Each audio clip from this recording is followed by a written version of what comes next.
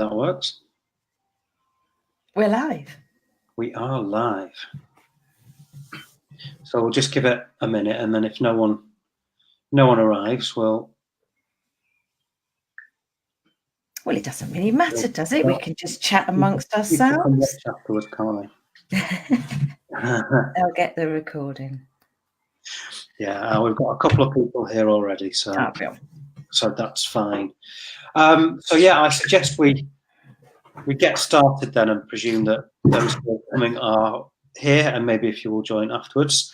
Our very first live in the group, there's going to be a good few of these planned. There's some very cool people on various subjects are going to be coming and giving loads of value within the group. So on lots of different subjects, it's not all technical bot building stuff. So we've got things with integrations, organic marketing. We've got something really different with regards to kind of mindset and actually building your business. But tonight, something really topical from one of the group admins, and that's Sacha. So thank you so much for being on the Virgin Live within the group. Pleasure. I'm looking forward to it. So do you want to tell everyone a little bit about your business and how you got into this, and then we'll get into actual conversational marketing itself, which is obviously the key to bots working properly. Yeah, sure. Well, I've had an online business for about 4 years now. It's actually nearly 5. And mainly it used to be mostly e-commerce. And so then I ended up coaching people how to build an e-commerce business. And I started using chatbots to help me with that. About 2.5 years ago, literally. It was when Molly mentioned it on Perpetual Traffic podcast. And if you guys don't ever listen to that podcast, I highly recommend that you do. Perpetual Traffic, brilliant podcast. And she mentioned it and then carried on talking about it. And I got completely and utterly hooked. Not as hooked as I should have got, because I was just using it for my business and not telling anybody else about it. And it's just been in the last sort of 6 months that I've really started going to town, and really my passion with chatbots and passing that on to others. So I do run a course. I've got a course, and it's not the same as a lot of other courses that are out there. It's more about having a conversation, the art of conversation, and how you build that into your chatbots. Now, I am a 55-year-old grandmother. I'm not super techie. I can follow some instructions, and I love to chat. And basically, that's all I need. And it's working so well for my business. So I know that we've got some fantastic technical-minded people within this group that can create the most wonderful techie chatbot. That's not what I'm about, but I think you need to have both. So I understand the tech, and I can do what I need to do, but you need to have both. We find that people, when they first come into this, perhaps from email marketing, try and replicate email marketing within Messenger. Yes, and that's the biggest mistake, because email marketing is a fantastic tool. It's a fantastic platform. Yeah. But it's still a one-way conversation, and you've got the ability to write a load of text and hope somebody gets to the bottom of it and maybe interact with a few links along the way, but it's not a conversation.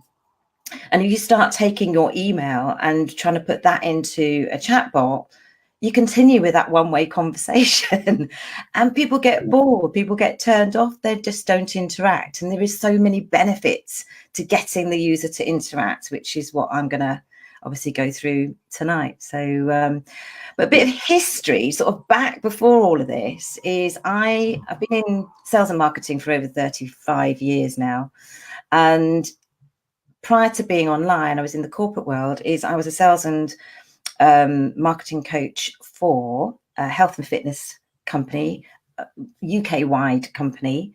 And I used to coach their sales teams in conversational marketing. Because I don't know if I know you're in the health and fitness industry, and I don't know how many times you've gone into a brand new gym to take out membership, but so many gyms where you walk in, you might speak to somebody for 5 minutes if you're lucky, and then they're off to show you the weights room, the pool, the changing room where you can eat. And that's not what I used to teach. So I felt it far more important to sit down and have a conversation with somebody, and that part of the what we used to call is like a presentation. That part of it was far more important than actually going round to see the gym.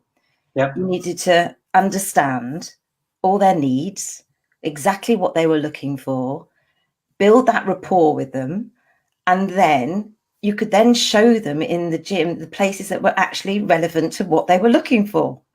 And it was quite expensive, a lot of the memberships that we had within this particular chain of clubs that I worked for. We were talking what, 120, 130 pounds a month, especially in the city, London city. But if you did your job right and you did that nurturing, you did that needs analysis, you understand exactly what they were looking for, the price of the membership was completely and utterly irrelevant. Made no difference. It didn't matter whether you had the most fantastic offer than the guys down the road. That didn't make a difference. It was to do with what you could offer them, because you'd listen to what they had to say and you could meet their needs. And that's all you need to do, is transfer that understanding into messenger chatbots. Does that make sense?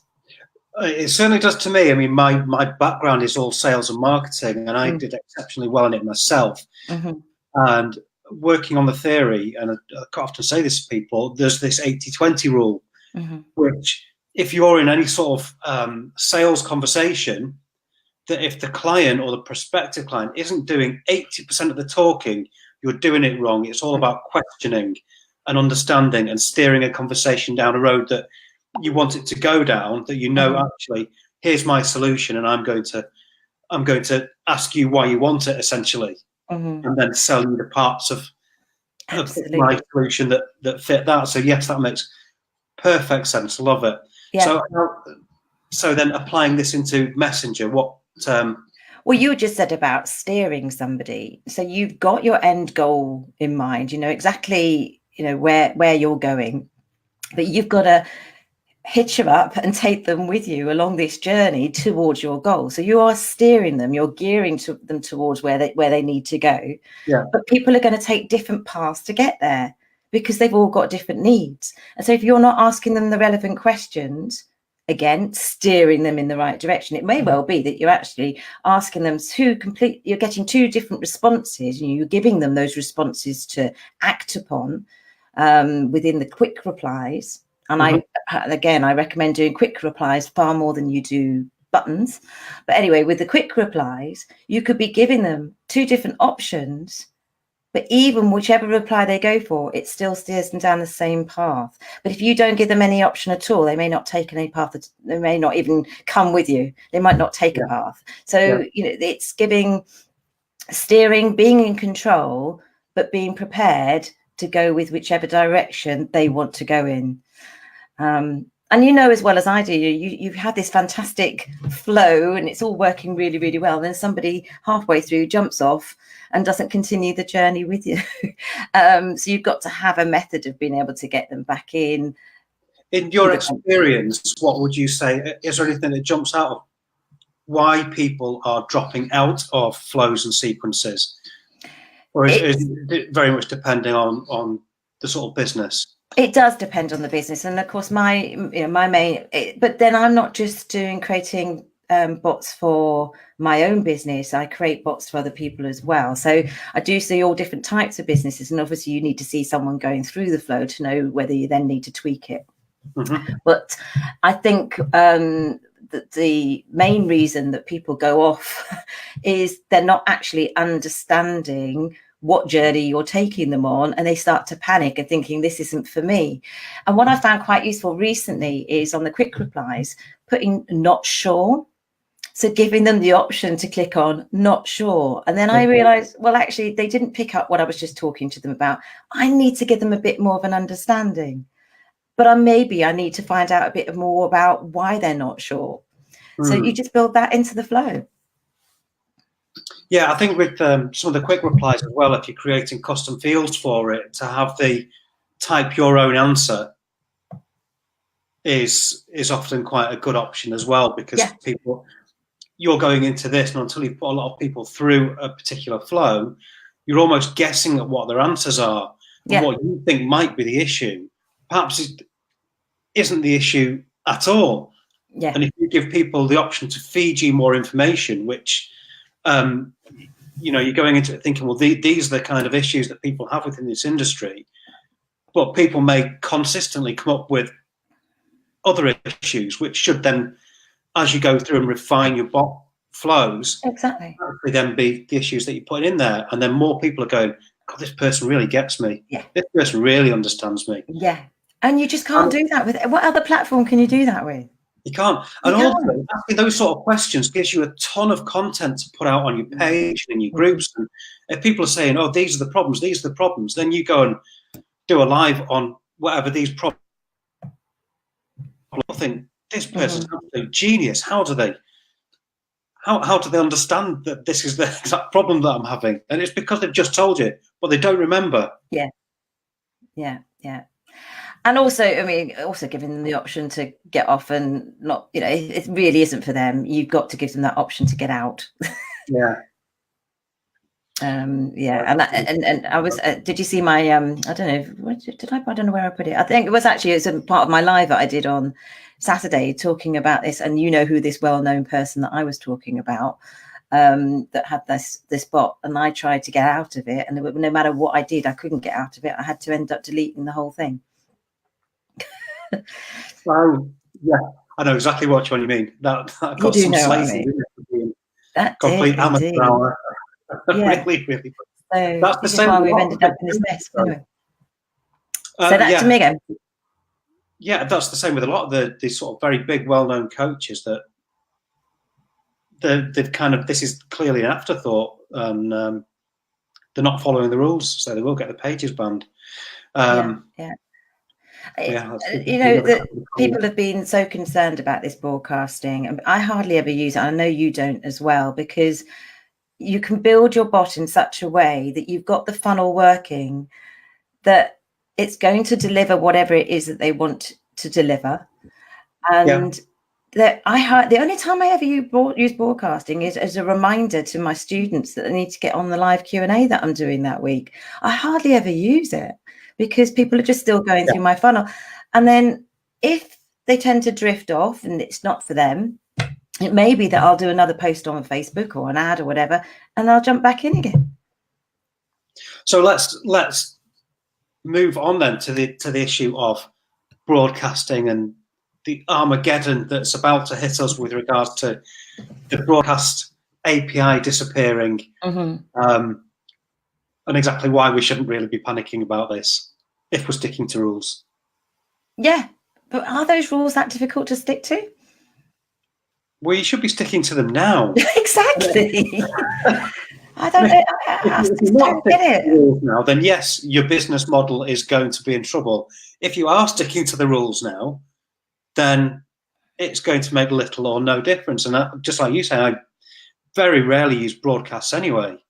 I had somebody say the other day, yeah, but if you've got an e-commerce business and it's just selling a product, then you can't have a conversation about that. It's just all about sending out offers and we're giving a 50% discount. And again, coming from an e-commerce background, I can't think that's so far from the truth, because you still need to find out what they want, and provide customer service and have a conversation. This is where they're coming back into the conversations and tying it in with the actual how you're going to have to modify your bots and be smarter with it.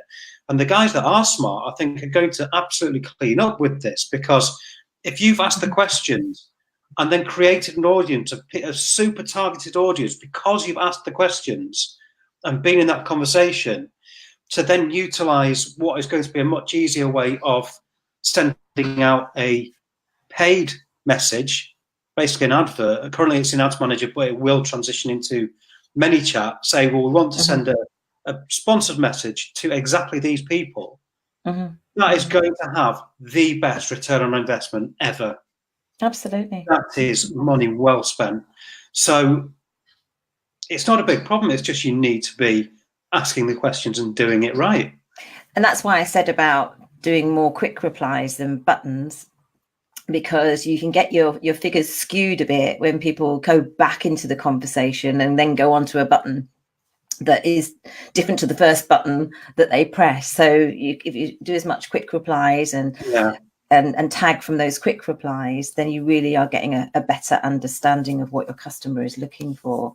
And I love using messenger delays. I don't mean smart delays, I mean the messenger delays in my conversation. I don't see that used enough to mimic the conversation, so they know, because I think listening even to nothing is part of a conversation, and taking a pause is part of a conversation. And if people aren't using these delays, you're not pausing, you're not giving moment to think. True. If anyone has any questions, by the way, on this or on the broadcast or anything else bot related, do throw them in now. We'll stay on for another few minutes anyway to answer any more questions if you do have them. So do make the most of it. Anything you like, total Q&A. I think my other biggest hate while I'm on my soapbox, I'm on a rant. Come on, let's have a proper rant. Another thing. Yeah, another thing. You see these fantastic Facebook ads, and you see some wonderful posts in your newsfeed that are so conversational, asking lots of questions, and then you click on send message and you go into the bot, and it either ends there, or there's a few generic questions, or it sends you to a landing page or a website where you want to continue that conversation. It just doesn't. I would say now it's still about 85% of these posts and ads don't go into Messenger, and they're missing such a trick. Yeah, I think you see a lot of people who they'll put a post in there and it does say send to Messenger, and it's just a repeat of the advert, which well, that's because what's to do with that? Yeah, but that's because all they've done is boosted the post. Yes. Yeah, it's kind of a dangerous thing, isn't it? That people have boosted the post and the call to action is sent to Messenger, and it's sent it. And I see it because if you're anything like me, you see an advert which is sent to Messenger, you're like, oh, I'll go and check that bot out and see what they're doing. And you just kind of left there like, it's supposed to be something else. You just lose them. So you just want to have, and even if it's, say, you're delivering, say, a newsletter and whatever lead magnet it is that you're delivering, whatever educational content that you're delivering. Again, the mistake people make is take them straight into Messenger and deliver it straight away. So don't have a conversation before delivering it. Why? Have that opportunity to have a conversation, deliver the content so that you can follow up afterwards. Yeah, totally agree. It's building the relationship, isn't it, before you can go ahead and sell anything. Yeah, but not just building the relationship, using it as your vehicle to tag them so that you know it's not just the fact that they've clicked on that particular lead magnet. It could be something else that you could be having the opportunity to ask them what they're interested in or need, and then you could be sending them that. Definitely. We've got a question if you'd like to see it, which is probably one that I've been banging this one on as well the last couple of weeks. Thoughts on scan codes? Would you like to answer that? Because I'm going to get off my soapbox. Oh, I've got a good soapbox with this one. Okay, so my thoughts on scan codes are that they probably should have gone away and died a long time ago. I find them really user unfriendly, and the same is for QR codes. I get there is a place for them, and some people like them. However, if you take, for example, a URL growth tool, it probably has the biggest dropout of any opt-in because people have to take too many steps. So if you've got an opt-in, which is a scan code or a QR code, and you have to explain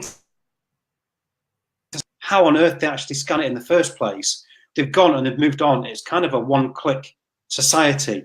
So I think scan codes going is not a major issue.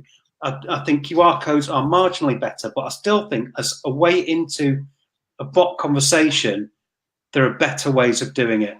So a direct link to it, or running ads. So I don't know. They're okay. I don't think that scan codes going is a problem in any way, shape, or form. Really, it's something I've tried using initially, and just having to explain it to everyone was a nightmare. Okay, I'll say my 2 penneth worth now. Okay. I love QR codes. I've fallen in love with QR codes. Right, where does the want to turn Sacha off here? Because they are so easy. And the biggest use for them is when you're out and about and someone asks a question and you say, look, just hang on a second, just scan that. And because QR codes are, everybody now should be able to scan a QR code natively within their phone. Definitely on an iPhone. If you've got an Android and you've got the latest version, no problem, you should be fine. And if you haven't got that, it's on the Facebook app. You go into the Facebook app, you go onto the search bar, put QR code scanner, and it'll automatically pop up.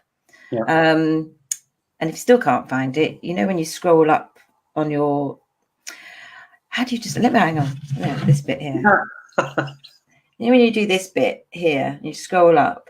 Oh, I can't even do it. There you go. Those bits there. Your scanner's on there as well. Did you know? I didn't know it was on there. No. Yes. I've got an iPhone and the camera just does it. So. Yeah, it does. It does. But there's, it is easy. No, I do get there. So I use it. I use it as my digital business card. For example, they're great for using as business cards. It's just the fact that if you need to explain to someone, or they need to download an app, or with QR codes, you don't. You don't need to download any app. You should be all right on your phone. I actually use them on my webinars as well for my sign up link. So they can just hold the phone up to the screen and sign up from there. So there we go. So that's what's going on. Thoughts on scan codes? I think QR codes are a much better way forwards with them, though. It was something that I was on a call with the Facebook Messenger development team about 6 months ago, and they, sort of saying to them, is going to be any more education on the Messenger scan codes? And I thought at the time it was a bit of a funny answer, and said, "Yeah, I wouldn't worry too much about those right now." In hindsight, they're going then. Yeah, it made a lot of sense. It did definitely make a lot of sense. Did you see my recording I did about Rebrandly? No, I didn't. I've been meaning to look at that one as well. Okay, so with you, I always customize my ref URL links. I use Rebrandly to customize them. So they look nice and pretty. And then when you use Rebrandly for that, you can just click on a button and it converts it into a QR code. Right. So they're free. Oh, cool. That's great, isn't it? So that's you can do a pretty link behind a QR code. Absolutely. If you've got your own website and you've got the pretty link plugin, which I've also got that as well. But it's for those that don't have a website, then Rebrandly is perfect. Cool. Right, here's another one then. Box booking appointments versus Facebook's new appointment booking tool. Over to you. Well, I've not seen, it's not rolled out to me yet, the new appointment booking tool, which apparently will integrate with your own outside app, which I think would be superb. I would tend to, there's no sort of direct integration at the moment, is there, for bots straight through to a calendar booking. You can use the calendar within Manychat, but that doesn't link with a schedule. So I think hopefully it links up and it makes it quite a seamless experience. Although, to actually open up Calendly or Acuity or whatever you're using within WebView, I think still looks like it still looks and fits well within Messenger on your phone. So I don't see a problem with either of them, but I think a more integrated and streamlined booking system for a user experience is only going to be a good thing. Yeah. I mean, I use Calendly and for all the booking appointments that I do, and what I like is where you can then get it through Zapier to actually confirm the appointment within Messenger. So within seconds after they've booked your appointment on Calendly, they get that lovely confirmation in Messenger as well as email. Yeah. So whether that's going to happen with the Facebook new appointment booking tool, I don't know. I'd imagine there would be a way of connecting things up. There usually is. We'll see. But yeah, we will see. That's the thing with this, what's going on with Facebook, and everyone's like, well, it's all a bit of guesswork, isn't it? But yeah. I think these in general are going to be quite good improvements to the Messenger platform, and there is going to be a lot of focus from Facebook on the Messenger platforms and integrated platforms, Facebook and WhatsApp and Instagram. So there could be some really exciting stuff going on. Another question. Okay, what's the benefit of Rebrandly versus Bitly? Well, Bitly is a bit of a no-no now with Facebook. I wouldn't use Bitly links in your posts. You definitely can't put a Bitly link now on your call to action button on your Facebook page. You definitely can't put the ref URL in there either. So Rebrandly, rather than having Bitly, so for my Rebrandly link, a custom, it's thinkoutsidethebot.info. And then all I need to do is just plug at the end of that for, say, masterclass, or am I doing a promotion here? But yeah, and that's so much nicer than a Bitly link. So it looks a lot better. It cost me $2 to get thinkoutsidethebot.info. And then I can use that for all of my links. And it doesn't cost me any more money to do so. That's cool. I've got to say, Sacha is like the queen of platforms that you didn't know existed. Which oh. So just more on the calendar as well. This is it's Google Calendar, syncs with Google Calendar and automated reminders. What does that say? That's the Facebook calendar integration. So it would sync with Google Calendar. And has automated reminders. Okay. And does it confirm the appointment back into Messenger? I don't know. Whoever this Facebook user is. Who is this Facebook user? Do we know? Identify yourself. It's a bit worrying. They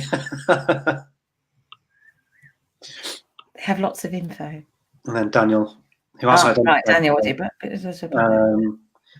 A plus at the end of any bit, you can't see the stats. And you can see all your stats within Rebrandly as well. Yeah. Are they... what else we got? A question for Sacha. When did I start with internet marketing? It's 5 years ago. Yeah, 2014. Actually, what are we now? Yeah, 2019. Yeah, about 5.5 years. Long enough. Yeah, that's quite a long time in internet marketing, because talking to Sacha, I think we both got into messenger marketing early 2017. And what you don't realize is that's the very start of messenger marketing. Yeah, we're right. It didn't exist much before that. So you can stumble onto these things without realizing that you're at the very forefront. And we still are. We still are at the very forefront of this. This is the frontier of social media marketing. And just because we're immersed in this every single day and think everyone knows about it, the vast majority of people don't. No, I was on a live today, actually, somebody else, and people that are well known within the industry. And there was a few misconceptions, and I jumped in and they said, oh, we're going to have to get you on here to just explain all of this, what's going on, because they didn't have a clue. Yeah. And you think that they would, because they, again, are part of this bubble we're all in, but they're in a little segmented bubble over there, and we're in this other segmented bubble over here, and we think everybody knows what we're doing, and they don't. Oh, this is interesting that Daniel's just said. Ah. That's rather sneaky, isn't it? Ah, thanks for that, Daniel. But have you noticed a drop off when using now within Facebook? You definitely can't do them in ads. No, I've not used them. And definitely low reach now if you put them in your Facebook posts. So it's just not advisable. And I don't ever put links in the post anyway. If I'm going to put a link anywhere, you put it in your first comment, not in the post. There you go, top tip. Right, are there any other questions? Otherwise, I went fast, 30 minutes. It did. It's because we're having fun. It's been good. I've enjoyed it.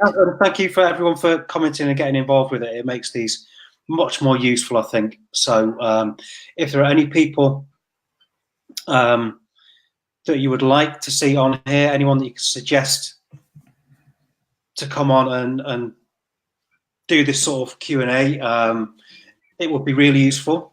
And if there's Daniel sounds like he's got some top tips. I think you should get him on. Daniel, he's a local guy to me as well. Me and Daniel are gonna.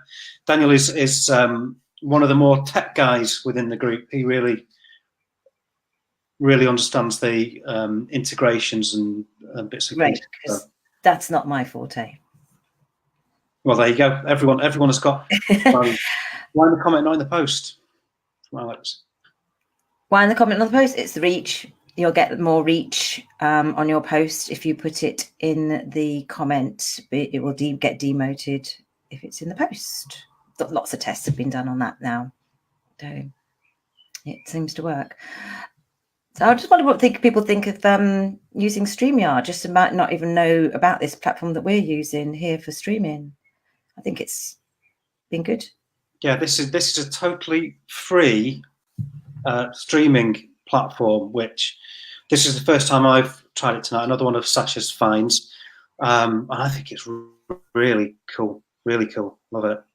So you can have guests, you can screen share, and all of it at the moment is completely free. So worth having a look at. I don't think there's anything else out there that does it where you can do all of that and be free. If there is, do let me know because I'll test it out. But this is the only one I've found. Okay. Are we done? Cool. I think we're done. We are done. So thank you again. Thank you, Sacha. Thank you to everyone for getting involved. It's been good fun and it's gone really quickly. And we will have the next live coming up very, very soon. Some cool people coming for you. All right. Okay. Catch you all soon, guys. Thank you, Sacha. No worries. Take care. Okay. See you. Bye. Bye.